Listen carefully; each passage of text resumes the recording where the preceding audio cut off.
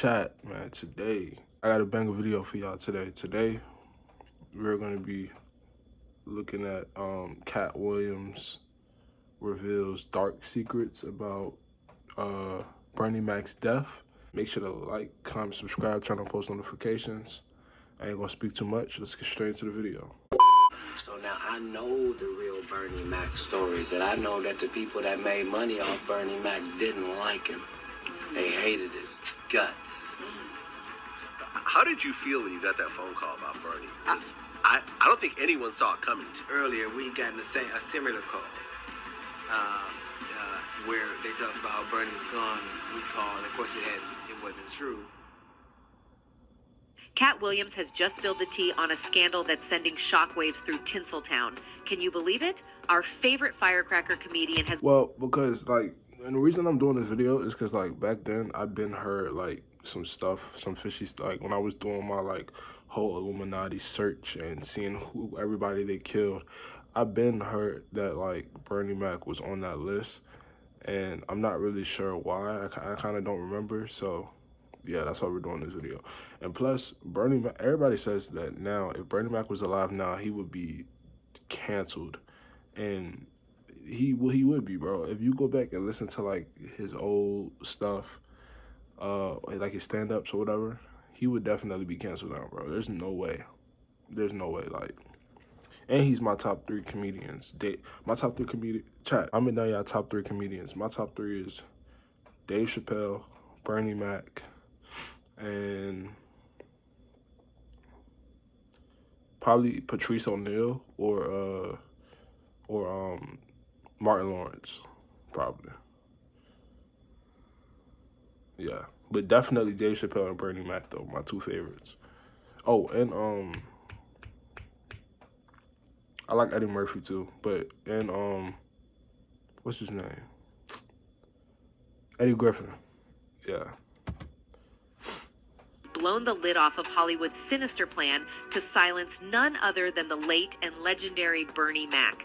Hold on to your hats because this story is about to take you on a wild roller coaster ride. So what exactly did Katt say? In a jaw-dropping interview that is sending shockwaves through the entertainment world, Katt Williams lifted the veil on a shocking conspiracy that has remained shrouded in secrecy for years. The untold story of the legendary Bernie Mac's rise and fall in Hollywood is now emerging, painting a grim picture of power struggles, resentment, and behind-the-scenes manipulation that could make even the most shocking tabloid headlines pale in comparison.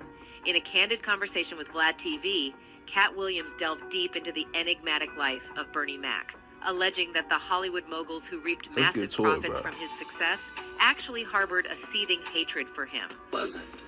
So now I know the real Bernie Mac stories, and I know that the people that made money off Bernie Mac didn't like him. They hated his guts. While many perceived Mac as a comedic giant, his journey was far from a fairy tale. Williams' shocking claims hint at a dark conspiracy that paints Bernie Mac as a victim of Hollywood's relentless pursuit of profit, with gatekeepers allegedly cashing in on his talent while treating him with disdain. As Williams peeled back the layers of the story, he suggested that Bernie Mac's ascent and eventual fall might have been orchestrated by unseen hands. The allegations are startling. Apparently, Mac's triumphs were not due to genuine support from the industry, but rather a calculated move to exploit his talents for financial gain. Katt Williams didn't mince his words when he described the clandestine manipulation that might have contributed to Bernie Mac's story ending on a tragic note. What's more, he also talked about how Hollywood elites changed the narrative to fit their own interest. How it went down, not how it ended up, because sometimes the victors rewrite history, but by the same token, God is there for us, and sometimes his best gift to us is getting us out. In any case, Katt is not the only celebrity who has spoken about how Hollywood took advantage of Bernie.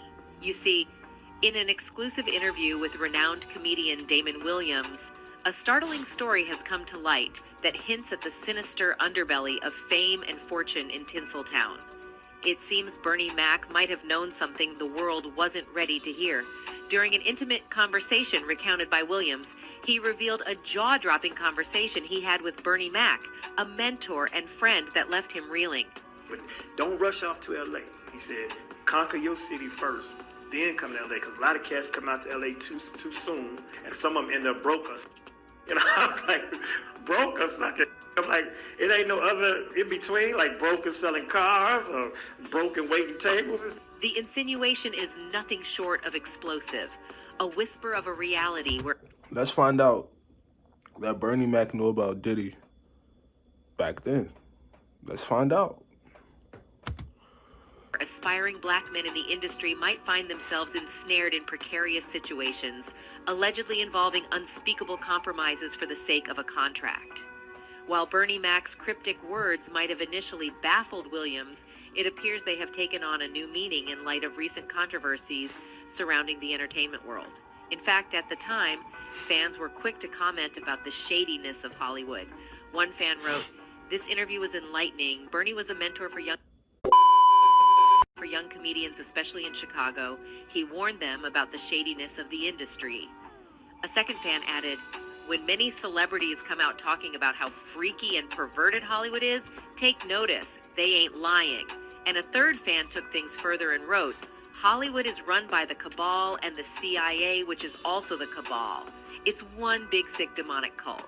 Real ish, these celebs and artists don't know what they're getting into until it's way too late, and they're all the way in selling their soul." What's more, hushed rumors, which have circulated for years, hint that Mac's career might not have reached its full potential my due to lip alleged chat. tensions with influential figures in the industry. You see, Cedric, a key player in the original Kings of Comedy tour, which also featured D.L. Hughley, Steve Harvey, and Bernie Mac, confirmed the long-standing tension between Mac and Steve Harvey.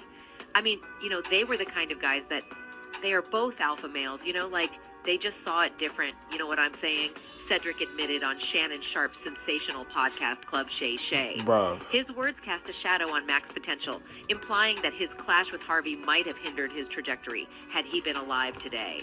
Cedric further suggested that the feud's aftermath prevented another lucrative tour from materializing. I think, of course, that was, definitely a contributing circumstance, but I also think that it had a lot to do with the promoter on the thing because he got a bigger head than all of us, he divulged. The insinuation that personal egos and backstage politics tainted the camaraderie adds an intriguing layer to this tale of Hollywood's power dynamics. The story doesn't end there. In a 2003 interview with GQ magazine, Mac didn't mince his words, accusing Harvey of harboring jealousy and actively undermining his pursuit of coveted movie roles. Harvey would later respond in a 2010 interview, revealing his hurt over Mac's accusations. "I was upset at first because it just wasn't true. Me and Bernie had a lot of good times together, and then this article in GQ came out and put all this vicious stuff in there. B said he never said. I had to take him at his word for it," Harvey confessed. In any case, the gossip mill buzzed back when the news broke about Bernie Mac's passing. It was as if fate had orchestrated a strange and curious symphony, weaving together threads of comedy, tragedy, and Hollywood intrigue. The public... Chat, do y'all think Steve Harvey killed Bernie Mac? I hate when people speak on situations like this because, as far as, Cedric the Entertainer, D.L. because it's like, Bernie Mac isn't alive to, give his side of the story. Why would we believe y'all? Why would anyone believe them? D.L. Hughley isn't funny. Anybody who honestly thinks that D.L. Hughley is funny just isn't a human being. They're not. Cedric the Entertainer is not funny. Steve Harvey is not funny, bro. I've never been dying laughing off of Steve Harvey. Never. Never. Who the fuck, who thinks I want to laugh? Let's turn on Steve Harvey. I want to laugh. Let's turn on Cedric the Entertainer. They're not funny, bro. They're not. But that aside, it all seems fishy. And you wanna know something? You gotta look at stuff like, I don't know if I just be tripping, but you gotta look at stuff like, okay, how many kids did Katherine Jackson have? She had at least 10. Let's just say 10 kids. She had, matter of fact, let's count. She had Rebe, Jackie, Tito, LaToya, Jermaine, Marlon, Michael,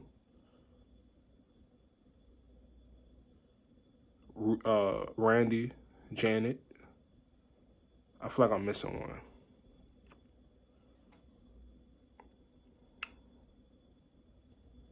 All right, let's just say she had 9 kids, right? Let's say Michael Jackson had 8 siblings. And out of all of those siblings, the most famous one, the King of Pop, is the only one that's dead to this day. Y'all don't see, like, that's not fishy. Like, I'm not saying they killed him, but it's like, they killed him. I'm not, like, not the family. I'm saying, like, of course, we know, like, the Illuminati did it. Let's just say the Illuminati. I don't want to say exactly who I think killed him, but y'all don't find that suspicious? Like, when stuff like that happens, you gotta think, like, what's the odds of the most famous one, the King of Pop, the main Jackson? When you hear the last name Jackson, everyone thinks of Michael Jackson. What's the odds of him dying? The first. Like, him dying the first out of all of them. And I say that to say, what's the odds of Bernie being the only the only one from King of Comedy dying?